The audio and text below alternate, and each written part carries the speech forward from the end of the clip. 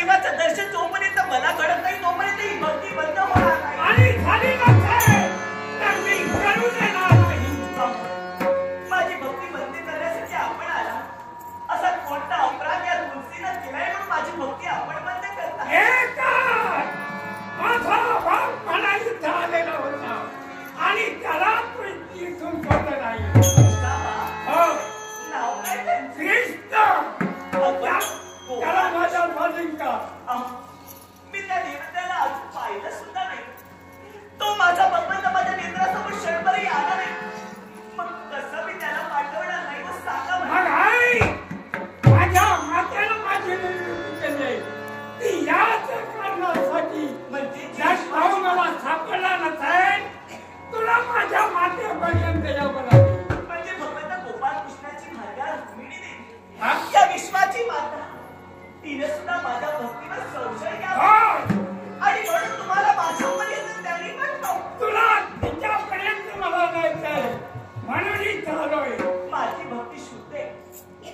माझ्या भक्तीत कोणतीही वासना नाही. पण आज मी विनंती करून सांगतो मी माझ्या देवाची भक्ती मी बंद करू शकत नाही. आणि या गवळी वाड्यात या झोपडीत राहते ना तिथं सुद्धा दुसऱ्या व्यक्तीचा अधिकार आहे.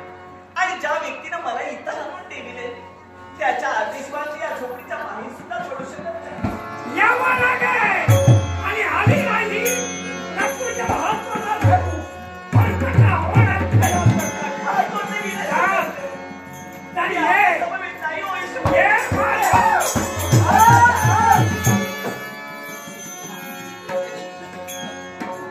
चाललंय काय? अरे कोण आहेस तू? मी कोण? इथं का आलो? माझी ओळखी.